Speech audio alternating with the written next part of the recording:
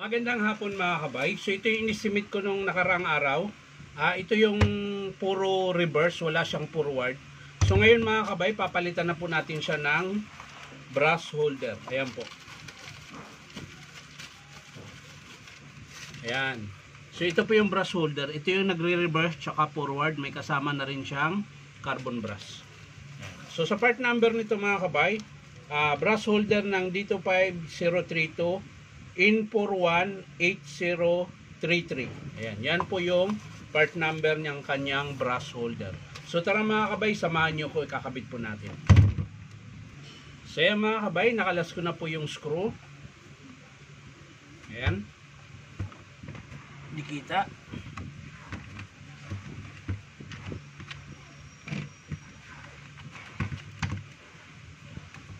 So yan, madali lang naman siya ikabit mga kabay dahil dalawa lang po yung wire niya na isusok-sok niyo. So una, tanggalin nyo to. Tapos yung lock, ito po,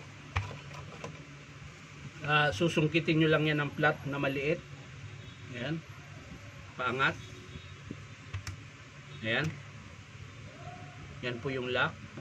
Tapos syempre angat nyo muna yung spring ng carbon para hindi siya sasabit. Ayan, bago nyo kalasin ng pambukas na bulaklak. Ayan. Dito po yan, dalawang screw lang yan. Ayan. Kabilaan din yan mga kabay.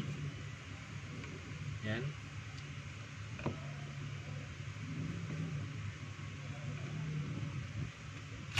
Ayan. Tapos pwede nyo nang tanggalin yung kanyang brass holder. So una, sikwatin nyo muna mga kabay para hindi matigas. Ayan, pag umangat na, ayan na, yan. So ganun din po yung pagkabit. Ayan, syempre may kasamang carbon na to. Ayan. So ibababa nyo rin lang siya. Kung paano nyo kinalas mga kabay, ganun din po yung pagkabit.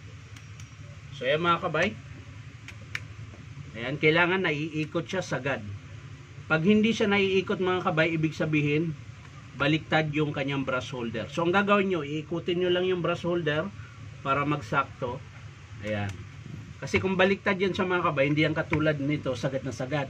Mga ganyan lang yan. Yan, ganyan. Nasa gitna pagbaliktad. Pero ito hindi, kaya nakasagad siya dito sa gilid. Ganon din po yan sa kabila. Ayan, nakasagad po din po siya sa gilid. Ngayon pagbaliktad siya, hindi rin siya nakasagad, nakagitna lang din siya. Ayan. So ayan, pwede na nating higpitan. Tanggalin na natin tong lock. Ayan. Yun yung lock ng carbon. Tapos lalagay natin yung kanyang screw. Ayan. Tapos sa kabila, ganun din mga kabay.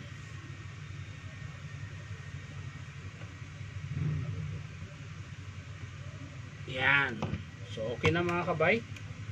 So pwede natin ilagay balik yung pin. Ayan. Sinusuksok lang yan mga kabay. Ayan. Kung paano nyo rin kinalas. At ganun din po yung pagbalik. Ayan. Tutulak mo lang. Tapos syempre huwag kalimutan yung rubber. Ayan. So okay na siya mga kabay. Pwede na natin ikabit dito sa dito po. Yan. So hindi naman magkabaliktad yan dahil maiksi yung isang wire.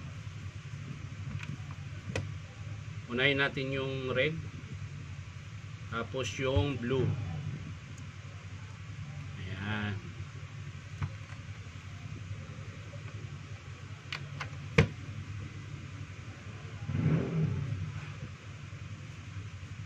So yan mga kabay, pwede na nating isara. Yan.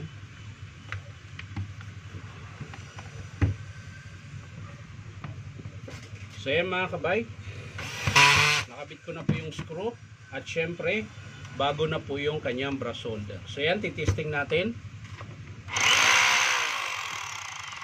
So yan, naka-reverse po yan. Dati puro reverse lang, ngayon meron na siyang forward. So, ganun po yung ikot ng forward, ang reverse naman ay pag ganun. So ayan mga kabay, natapos ko na po. So ang pinalitan lang natin ay yung kanyang brush holder. So ang model ito mga kabay, D25032, rotary hammer ng DeWalt 2-mode. Ibig sabihin ng 2-mode mga kabay, drill lang siya, tsaka hammer. So yan lang mga kabay, maraming salamat sa panonood. At syempre baka naman pwedeng makahingi sa inyo isang subscribe dito po sa aking YouTube account na Inom Tabay. So maraming salamat ulit. Bye bye.